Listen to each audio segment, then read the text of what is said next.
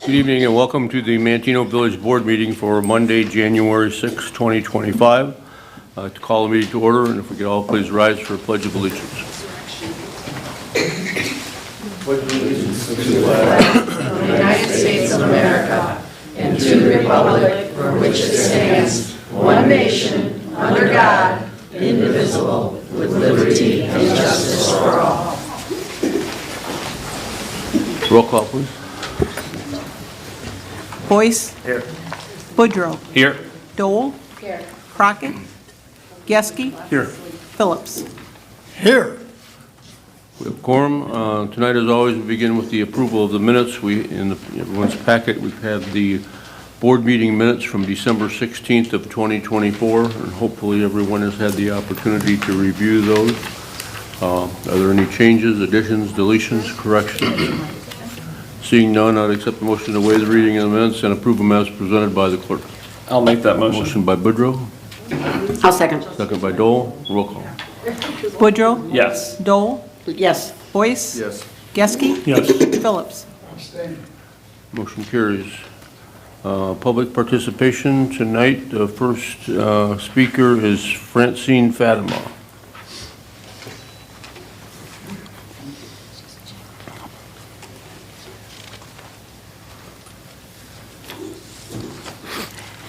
Hello, it's the new year.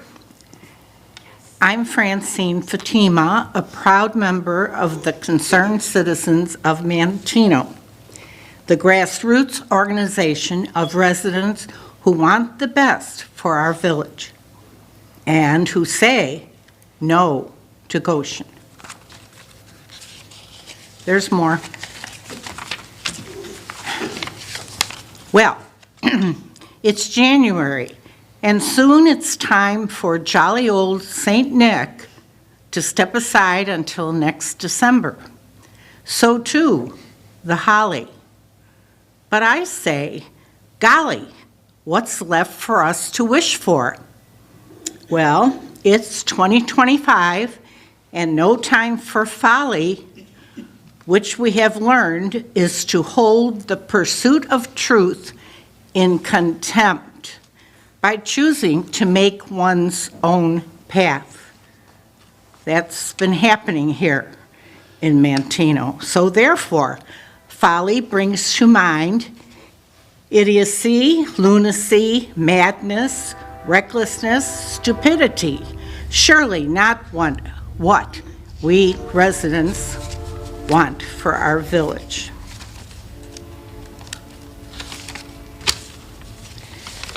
We reside here in hopes that it can last for a long time.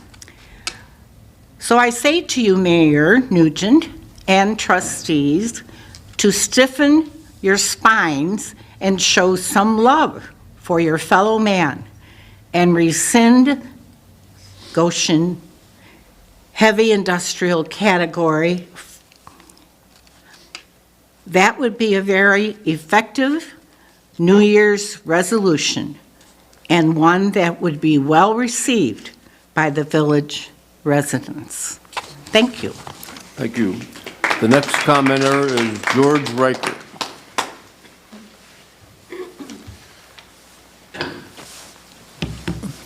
Good evening. I want you guys to mark your calendar on Tuesday, January 14th at 9 a.m. in the courtroom 204 in the King Key County Courthouse. Judge Lindsay will be deciding on the Concerned Citizens of Manteno's lawsuit against Goshen. So hopefully that goes forward. And I just wanted to bring to everybody's attention. And then I have another little story here for you. So right before Christmas, I was shopping in Burcott's, and I looked over, and Mr. Nugent was standing next to me. I was kind of surprised because I've never seen him in the general public. So I'm not mistaken, but I think he said, "Hi, George." And I reached out and we shook hands and we said, "Merry Christmas." So we can talk, you know. I mean, I appreciated that, Tim. Thank you. Thank you. That's all the commenters we have this evening. Village President's Report, the only item I have is we had invited the Manteno High School Chamber Choir to come tonight to sing the national anthem. That's the group that had entered into the contest with the Chicago Bears, with all the different high schools throughout the Chicagoland area, and Manteno High School Chamber Choir won that contest. And they sang at the last home Bears game back in December. And so we had asked them and invited them, and they had originally accepted, but they called this morning and said that there was some of their members weren't available or sick or whatever, and so hopefully they'll be able to come and do the national anthem here at a future meeting. I have nothing else. Village administrator. Mr. Hanley, you want to give a update on this, last night was like the first night of the, any kind of snow, of any accumulation, how things went or what's going on? Yeah, well, I think it was definitely downgraded a lot from the last week for what they were originally saying, but we've been out salting at least 3 or 4 times now this season. I just had 150 tons of salt delivered the other day. I think we've used about 70 to 75 tons so far this season. Just a couple minor mechanical issues. A auger drive is we got to replace. So good news is all the machinery is up and working. Just a couple things just to bring up. Anything over 2 inches, we ask that all the cars don't park on the street, park them in the driveway. And even today, when the guys were out snow plowing, we noticed a lot of people pushing the snow off their driveway into the street. That is either going to end up back either in your driveway or your neighbor's driveway, to push the snow from either side of your driveway, rather than pushing the stuff out into the street. So that was a couple things that we noticed, but all in all, it's been a pretty soft winter so far, Yeah. A couple times where we get more of this freezing rain or a half inch of snow where basically all we're doing is throwing salt. We're really not plowing yet, but we still at least have a month and a half to go. Hopefully that's the end of it, yeah. We'll see. Village Administrator's Report, Mr. LaRock. Thank you, Mayor. I have nothing this evening. Committee reports, Public Works and Utilities, Mr. Boyce. Thank you, Mr. Mayor. I have one item under consideration. I'm working to approve a contract with PSI Incorporated for the construction of the Public Works Storage Building for a cost of $298,298. Jimmy, you want to touch on base on this? Yep, we talked about that last year, about the additional building behind the new Public Works building out on North Maple. Basically, it's a material storage, a couple of the other big pieces of equipment that we have. We built a building, new building, plenty big for all the essential equipment. It's just a lot of the material stuff that just does not pack well in that building. So we're going to be able to have a little more space to grow into. A lot considerably cheaper building, very minimal. A couple garage doors, lights, cold storage, a lot of stuff that we're not using between the 2 seasons. Cold patch, light poles, park equipment, a lot of things like that that we're not using in between. So keep stuff out of the elements. It's amazing how much stuff you get. Well, and I mean, with all the, obviously Christmas decorations, all the different, things that we have over the course of the year, the stages and, all that stuff has to have some place to live. Yep. And then also the building on South Main Street, that you'll be able to move anything that's left in there. And also. We got some stuff in South Oak still that we're looking to probably sell those 2 existing buildings. It's a Quonset and another building, like the sleigh ride, the hay rack. It doesn't fit anywhere really well. It takes up a lot of space. So it's like one of those things that will end up in that building. So there's quite a bit of stuff. So That's all I have. Thank you. Thank you, Mr. Boyce. Properties and Recreation, Mr. Woodrow. I got nothing new on the agenda. We are going to have a Properties and Recreations meeting January 28th, Tuesday at 7 a.m. I want to thank Jacob for posting that thing about the square ideas. I've had a lot of comments. I've been looking at that, about over 40 comments. So thank you to the public for giving us some more ideas. We'll be discussing what we want to maybe do with the square.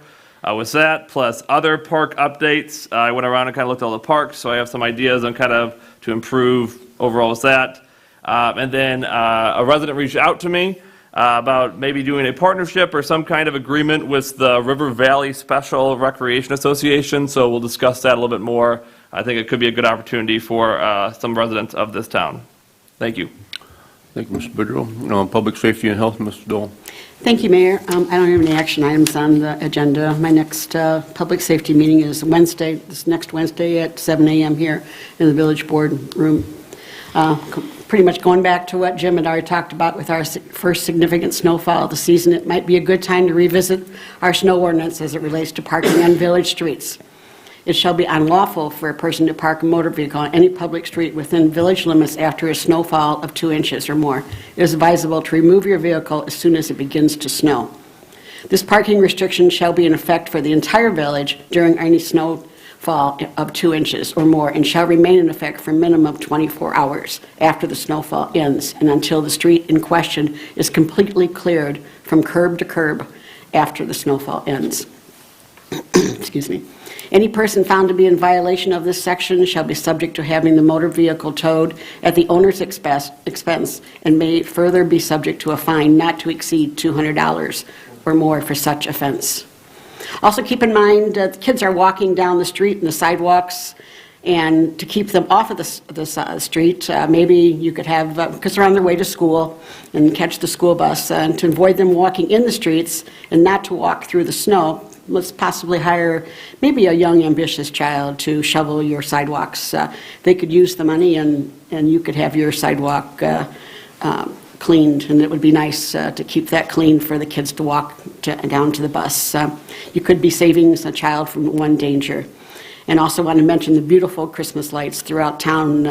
In the new subdivisions seem to have more themes and more designs. You've got streets that, everybody's lit up and everybody's got, it was just beautiful riding around town and seeing all the subdivisions taking ownership of their subdivision and making it festive.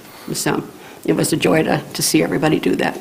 So, and that's all I have to say. Yeah, it's obvious that some of the neighborhoods got together and organized, because they've all got the same decorations. I think the Whitetail Bend area started that a couple of years ago with their Candy Cane Lane, and that certainly has taken off, and it looks great down there. And I think some of the other subdivisions, I know I was out in Rock Creek the other night, and they've got arches over all the sidewalks, and at night they lit up, they look good. Some of the other neighborhoods have got Santa Clauses, and they're all got matching ones. So you're right, it's nice to see that the neighbors have gotten together and somebody in each neighborhood has organized it. And like Amazon's making regular deliveries at most of those places because they're all getting it from the same place. So. But you're right; it does look good, and the town was really well lit, and for the whole Christmas holiday season. Chief, as far as the towing of vehicles, we haven't towed any this year at all. And last year, I know we just instituted that ordinance. I mean, the whole purpose is not necessarily to tow the vehicles. The purpose is to try to keep the streets clear so the snow plows can get through. Do you remember last year whether we instituted that very often at all?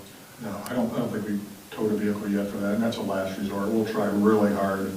I mean, they'll go to the door multiple times, call on the phone, talk to neighbors, whatever. I mean, we'll work with Jim's guys really well. They'll call us and let us know a car needs to be moved, and we'll go over there and run the plate and try to contact the owner and be able, and if they can get it moved in some reasonable amount of time. I don't think we put a car yet. I mean, it would be a last resort. Right. I mean, we instituted that ordinance for the, like you say, kind of a last resort thing, but it's certainly not something that we necessarily want to take the time to do and impose the expense. But if you've got some situation where it has to be moved for one reason or another, this gives us the authority to do it. So. Thank you, Mr. Dole. Planning and Zoning, Mr. Crockett is not here tonight. He said he was not feeling good. Mr. Geske, you're going to take his? Yes, Mr. Crockett has ordinance 2417. This is a housekeeping ordinance amending Title 8 Building Regulations, Chapter 1 Building Code by changing sections 8-1, 26-13B9 building codes of the municipal code for the village of Manteno. This is basically adopting the updated energy codes. Chris, is this correct? Yeah, the state mandates those, and rather than change the ordinance every time when they have a new year, so we've kind of just put the same language in there that we have for the mandated plumbing code, which just says it's the latest version approved by the state. So this way we won't have to keep redoing it. Okay. Next planning and zoning meeting is scheduled for the 28th at 7 a.m. here. And next planning commission meeting was canceled due to nothing on the agenda. And that's all we have for planning and zoning. Going to go and do the finance then also? On the finance, we have a motion to extend the camera rebate program until further notice. We discussed this at our last finance committee meeting, and the camera program has been successful for us in solving a lot of crime and making sure that our streets are safe. And so if this is one thing that we could do to continue this, it'll be for additions of additional cameras or updates of outdated cameras. I know we see that happen at the village, some of our own technology that we have to update it every once in a while. So it is until further notice. Anyone gets a Ring doorbell, Blink, whatever, Nest, whatever you decide to use, there's a $100 rebate for each camera that is purchased, and there's not a date currently set for ending. In addition to that, we have payment of bills in the amount of $70,140.72, of which TIF number 3 bills are $306.25, and our bills authorized and paid between board cycle are $52,505.49. Our next finance committee meeting is scheduled for this Wednesday at 7 a.m. right here. And that's all I have. Thank you, Mr. Geske. General Government, Mr. Phillips, glad to see you. Yeah, I have Happy to have you back. Resolution 24-14, a resolution appointing IMRF authorized agent. That's all I have. Yeah, then the reason for this is, Darla Hurley has been the authorized agent for IMRF for the last, I don't know how many years and years, and she has turned in her retirement papers and will be retiring in March. So this is changing the IMRF agent from Darla to another employee.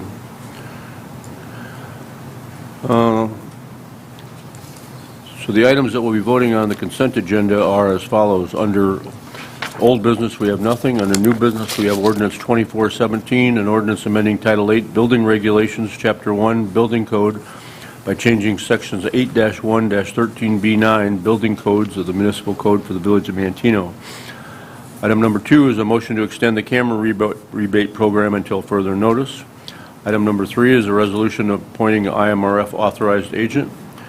Also, payment of the bills, the motion to approve, a contract awarding, a motion to approve the contract with Pigash Semino, Inc. for construction of a Public Works cold storage building for a cost not to exceed $298,298. And then the payment of the bills in the amount of $70,140.72, of which $306.25 are TIF 3.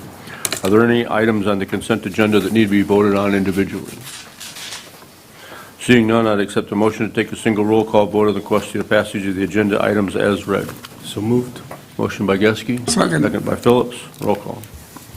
Geske? Yes. Phillips? Yes. Boyce? Yes. Woodrow? Yes. Dole? Yes. Motion carries. Accept the motion to approve by omnibus vote the ordinances, resolutions, motions, and orders contained in the consent agenda as read. I'll make that. Motion by Boyce. A second. Second by Dole. Roll call.